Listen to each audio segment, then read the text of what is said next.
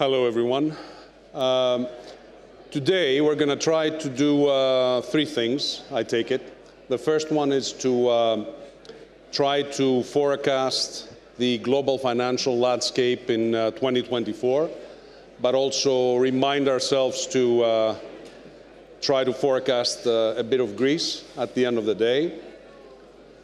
Now, in order to make things a bit more interesting, my preference in this panels is to take questions from the audience, which I've been told that I can't because the infrastructure is not there. So the second best is that I have given permission to my three speakers to ask questions to each other.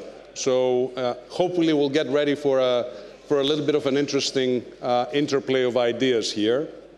And the third thing that we're going to try to do is try to finish with, I don't know, 3 or 4 minutes to spare, so as to make sure that I have a Wikipedia entry that we actually finished earlier than planned. So with that, I'm not going to do the introductions of our three speakers because I think there's plenty of information on that, and I want to save time. But suffice it to say that these are folks that for a long time in their careers, they've either helped invest very large sums of money, or they have directly influenced people who are investing very large sums of money. So they're well trained to at least try to tackle some of my questions here. So I'm going to start with Nikos Panagiotou, who is from JP Morgan.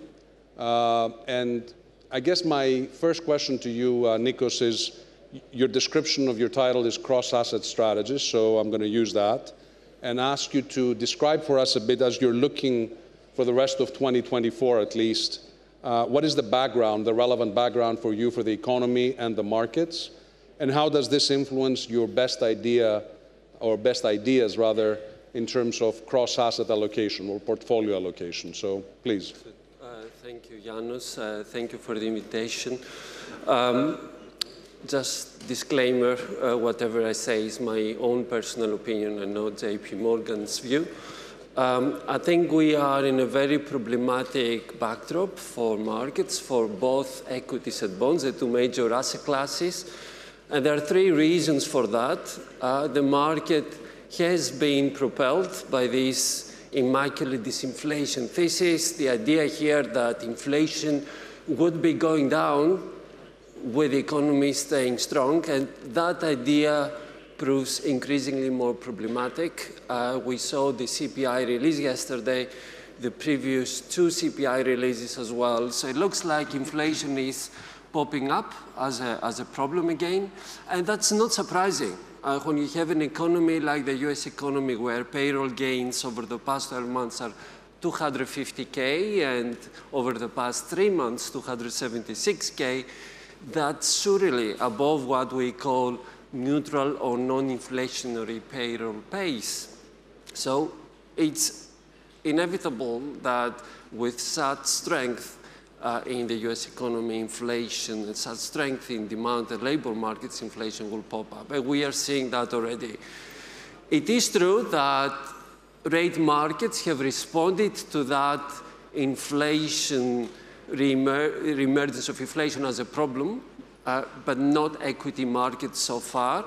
But again, that's not unusual for equity and bond markets to be out of sync. We saw that last summer.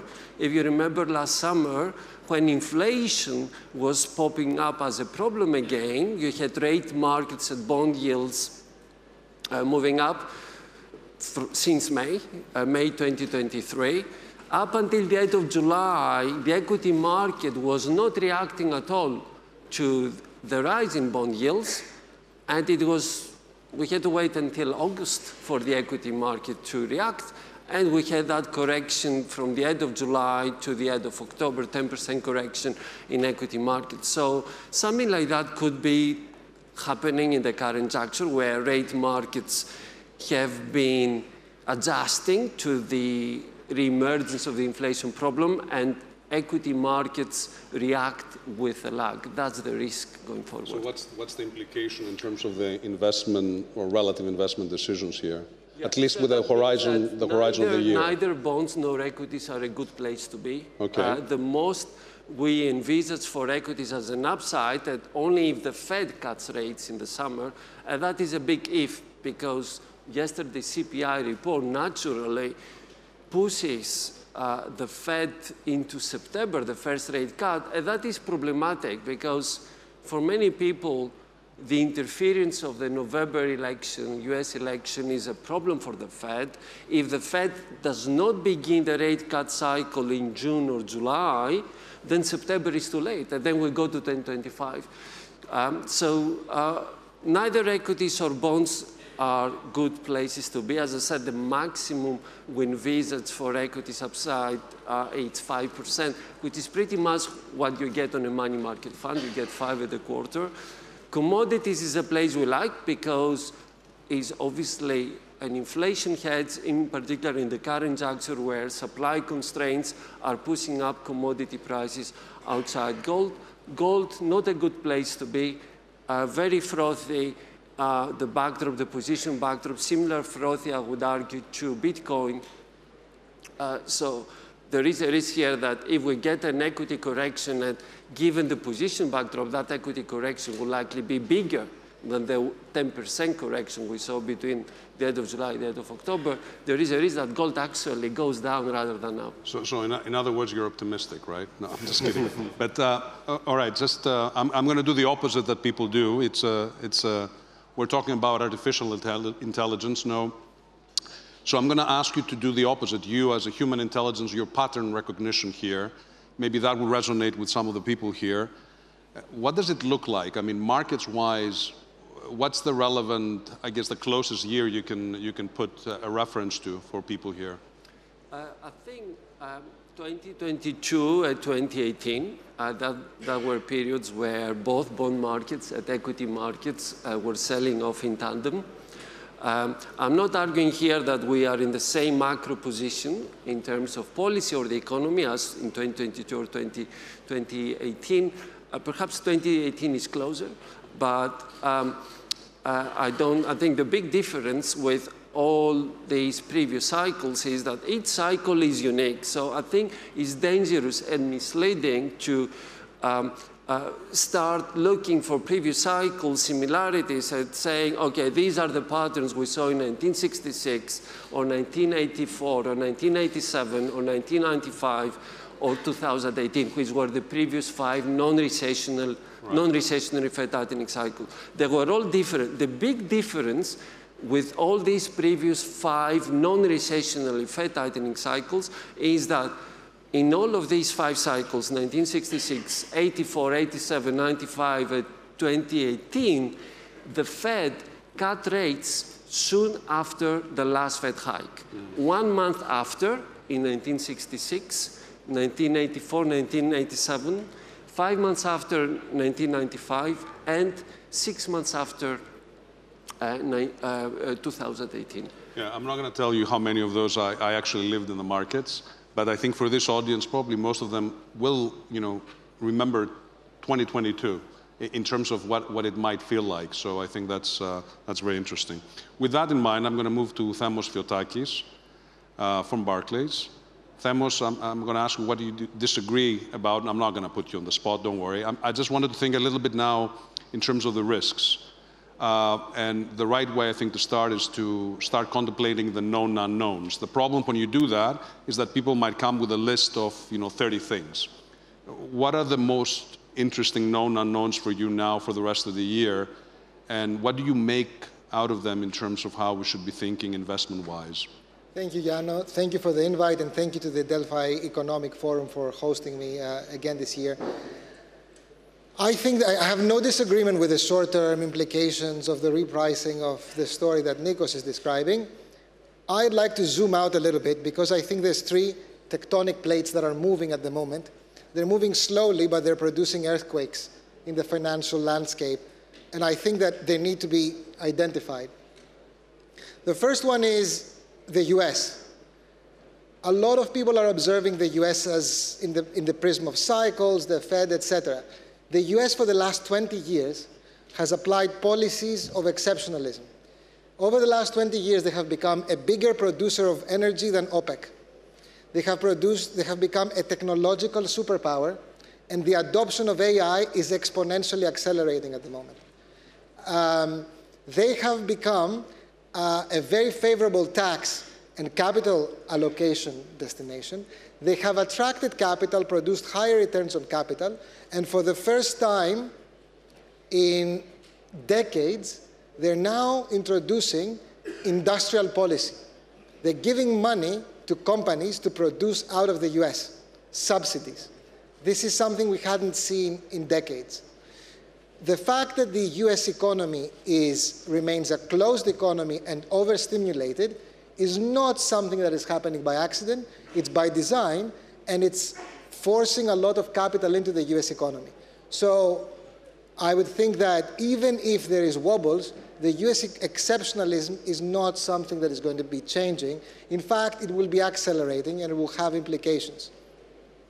By the way, I know this is something that we have been discussing with Panagiotis too. They're not only becoming all of these superpowers. Ukraine is showing that the acceleration that the US is producing in the military space is parallel to no other country in the world. So in defense spending, they're becoming a sphere of their own. In the other side of the spectrum, China, that used to be 40% of growth of the economy outside of the US, is going through a crazy, unattainable experiment of gearing the economy around from what it used to be to something new. They are delevering very aggressively. They are penalizing a lot of the sectors that grew the economy, from tech to property investment, up until now, and they're driving a government-led investment plan of protectionism towards their industrial sector. What does that mean? Up until now, China was the construction hub of low value-added equipment for the industrial chain. They're increasingly under the ambition of replacing the entire production chain and becoming the entire production chain. So instead of doing the skeleton of the car, they will be producing the entire car. This is not something that is supposed to happen in the distant future. It's happening this year. They're pushing competitors away. They're gaining market share in other economies. That is deflationary, low growth for China, and intensely competitive for the rest of the world, which is causing a lot of reaction from the rest of the world. In the middle of this is the third tectonic plate, which is Europe. Europe is being hit by all directions, particularly in its core. Germany is going through a profound decline in its economic model of low energy security and high dependency on exports. Europe is 55% exports to GDP. They're reliant on exports at a time where both the US and China are promoting their own model in the expense of Europe. At the same time, high interest rates and other factors are causing slow growth into Europe. What does that all mean? I think that it's pretty clear that Europe needs to react to this, but they're not fast enough, and they haven't even identified the problem, particularly in the core of Europe, in Germany. Right, but let me ask you, okay, how about the investors? All right, let's take everything in stride. What do you do? Is overweight the one, underweight the other, and just neutral on the third, or is it a bit more complex than that? I think that, let me take it from where Nikos left it. Let's say that because of the Fed, because of inflation, there was a major repricing, major, I mean 15%, in the technologic giants in the United States, the Magnificent Seven. I think that the trend is in one direction, basically. Let's say that we continue to experience energy shocks, like the one that Nikos said. The US benefits, and the dollar benefits within that context, too. In contrast, what was a massive destination for investment for decades now, China, emerging markets, are now accelerating in disinvestment. People are removing money from those places. We haven't seen how that can produce a crisis. Let's see what the reverberation of that is. And lastly, Europe becomes the price taker, For half of Europe, the core, the guys who were lucky for 20 years, this is a fundamental challenge. For Germany, for the North, this is a decade-long challenge until they change their business model. So you're basically a step away from moving to the US, right? Correct.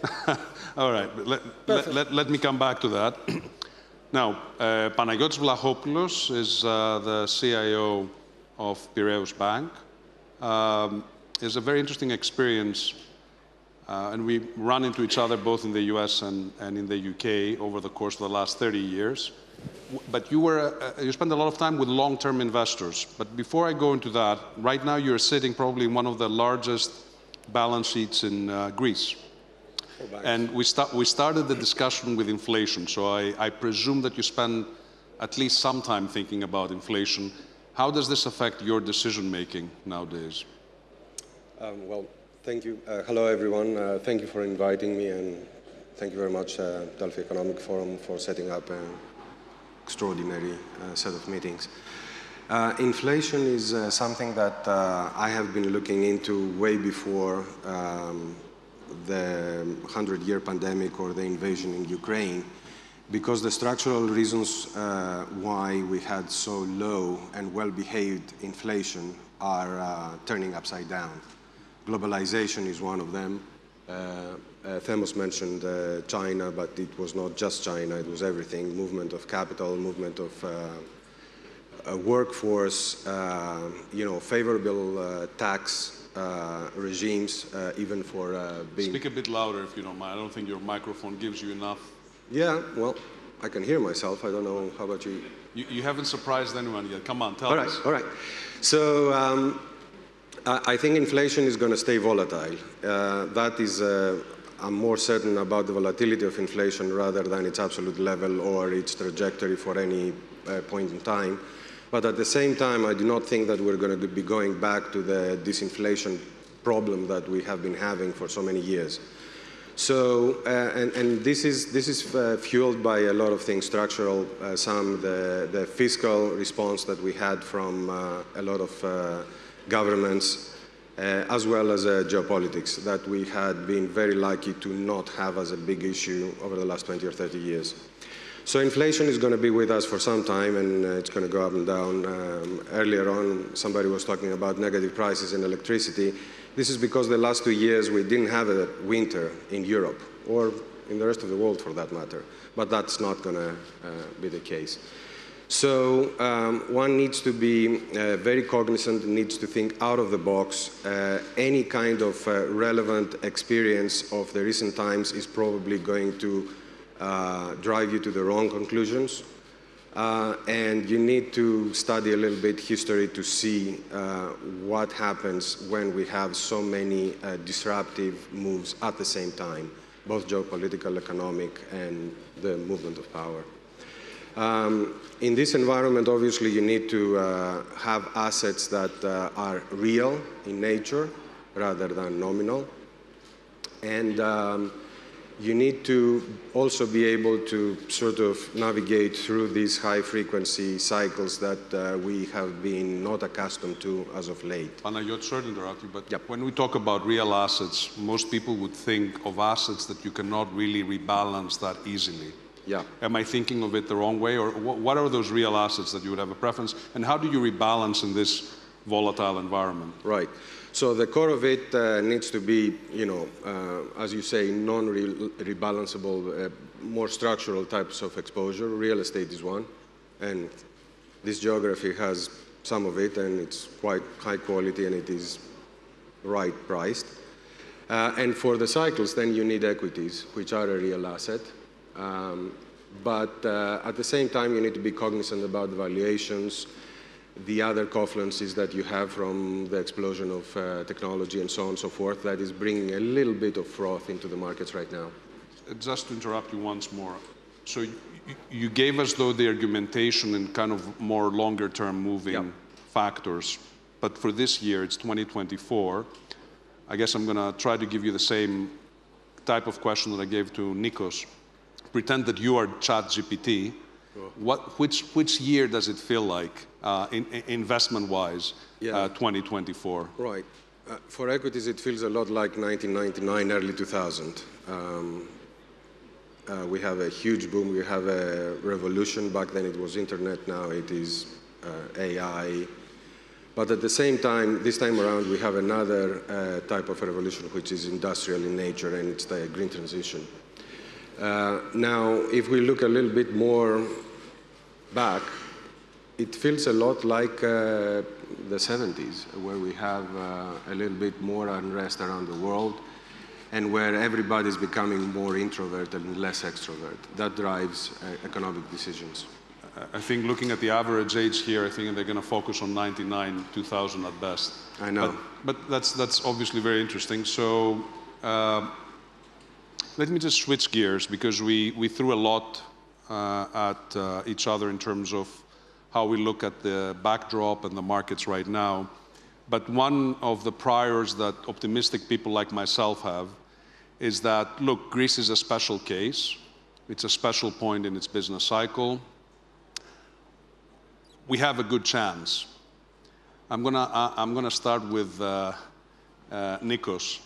How do you view in this setup, and I know you don't particularly obviously look at Greece, but I think you can synthesize a view. How do you look at Greece and the Greek markets right about now?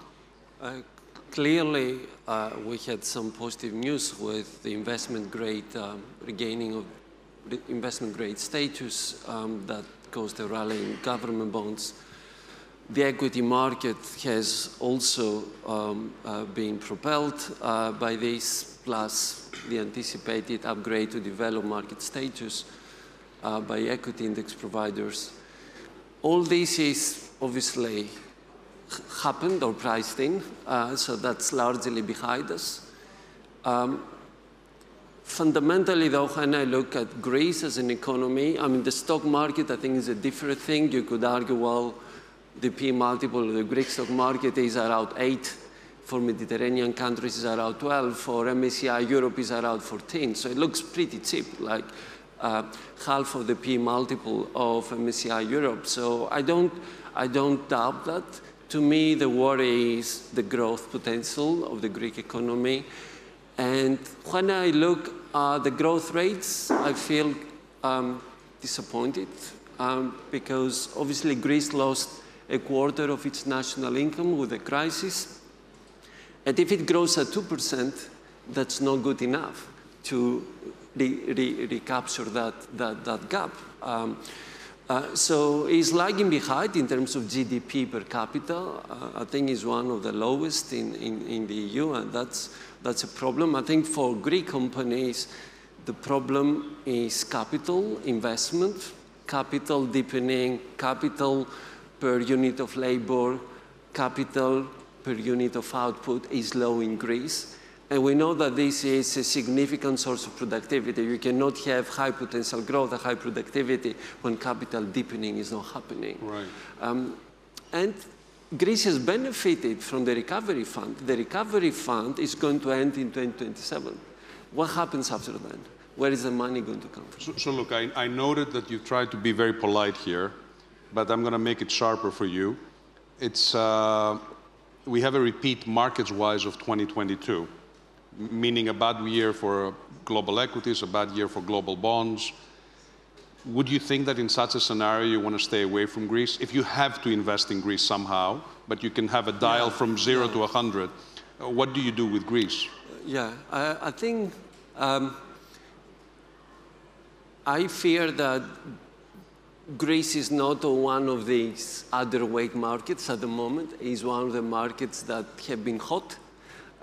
So I don't think that if we have a correction in equity markets because of an inflation problem or some other reason, and that correction probably is going to be more than 10% because now the positioning backdrop is more frothy. I think Greece has that problem of having been a hot market is vulnerable to corrections. So, yeah.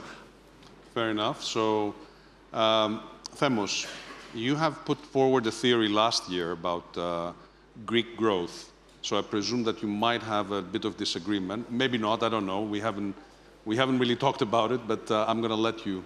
What do you think of Greece right about now? Yeah, so where I disagree, and you have heard me phrase this, and some of our friends here in the audience we have discussed this extensively.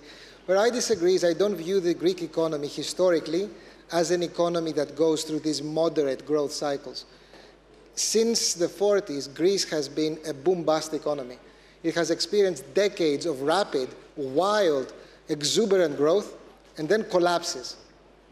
There have been at least 2 mega cycles of enormous growth, and then stagnation at best, or collapse more recently. We are in the beginning of the 3rd mega cycle for Greece, for a number of reasons. The first one, which knowing Panagiotis, he will describe in a little bit more detail, is the starting point.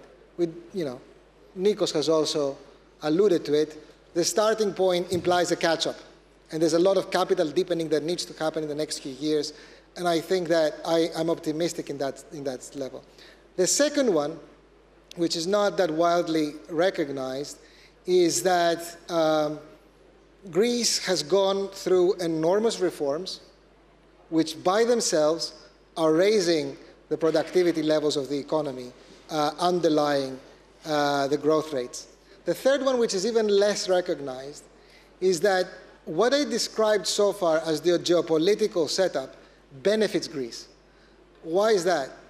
For all the reasons I mentioned earlier, Germany and the North are going to go into what a lot of you may remember, a situation like the one you had in 2002 to 2004, where the North is the patient. Low growth rates, a challenge to the business model, descaling of investment, restructuring needed that is not delivered, and so on and so forth. Slow growth at the core will imply lower interest rates than otherwise would have been needed based on what the US will do or based on what the rest of the countries will need. And it will imply looser fiscal conditions because ultimately the core will need to spend in infrastructure, in defense, in cross-European projects, etc. The fourth factor is that, and it's important to recognize this, we're going through a rapid industrial evolution with the rise of AI. I know to a lot of people this sounds like shenanigans, but the delta what's happening in the United States is enormous. And we are only 3 to 5 years away from more generalized uses of AI. That is a fundamental challenge to industrial economies and set business models. It is a better setup for economies that are more geared towards services. Services are being globalized. Like Greece. Like Greece. Services are becoming globalized. Human experience is irreplaceable to mechanical processes. And Greece sits at a favorable point. Now, having said all this, these are initial conditions, that's it, right? So we need to materialize that. And Greece has the potential of doing a little bit too much of something and doing a little bit too little of what needs to be done. But that's the onus of these forums. We need to gear towards an economy that is broad, towards an economy that is innovative, and towards an economy that is based on things that will not be replaced by industrial or AI-driven challenges. So just to put it in Nikos' context, would you just, in a way, close your eyes, even if it's a difficult year, 2024 globally, and just say, I still need to have some allocation in Greece? What is the alternative? I don't know. Money needs to go somewhere. So Greece is a natural... For me, it is. Yeah, because of that long-term argument. Okay. For me, it is. So Panagiotis, I'm going to give you also the pass to talk about how do you look at Greece as an market investment destination. But I want you, if possible, to put your long-term hat. You used to work for one of the canonical long-term investors, the Canadian Public Pension Fund. So if we're talking about long-term investments, this guys probably did it the best. Yeah. What do you do if you want to set up a fund like this in Greece, which okay. I think Greece is about to create one, a wealth fund, and you're a long-term investor. Where do you invest in? What type of investments do you do in Greece? Well, the mere fact that we're asking or we are thinking about setting up a sovereign wealth fund is already good news. That would have been a silly idea a few years ago. The answer has to be a mix of what Themos earlier prescribed. On the lower end of the spectrum, I would say that the process of deleveraging, the crisis that Greece went through, was extremely painful, but it killed all the dead or near dead capacity that exists in Greece. So whatever is left back is pretty resilient, is strong, and it can withstand a lot. So that's one thing. So anything really that is there now, the index, if you want, right? Thank you for that, by the way. That's the index. That's a paid advertisement right there. That's the easy one. Now, Greece also, because it was left behind on many technological or even infrastructural and procedural ways of doing things, from the government to companies to individuals even, is free from the burden of legacy that a lot of other jurisdictions have. So we do not need to cater to money that we have invested over the years of doing, and we are not used to do things in a certain way, and we can jump. We have the benefit of jumping all the way to the cutting edge of today's way of doing things. And this has been done, and it has massive and profound productivity gains. So technology is something that Greece can play a significant role, and it has already been doing so. I will give you a few examples of first-hand experience that I have from people that could be anywhere in the world, yet they choose to set their home, their investment, and their technological hub in Greece, because they can find superior people, rightly priced, and that are innovative, and they think out of the box. A lot of people know that, but I will just say that Tesla's chief engineers for electric motors are both Greeks. They're Greeks that were educated in National Technical University of Athens, and they got their undergrad and their grad there. I'm pretty sure that Musk would get them. How do you invest in technology in Greece, you think? Well, that needs a little bit of incubation. It's happening, I think, already, but I think that the centers of excellence that the academia, in collaboration with companies, make. And maybe the exchange needs to do a bit more on that, right? Okay, yeah, give the options, okay. Yeah. Well, look, on that note, I want to thank you all three.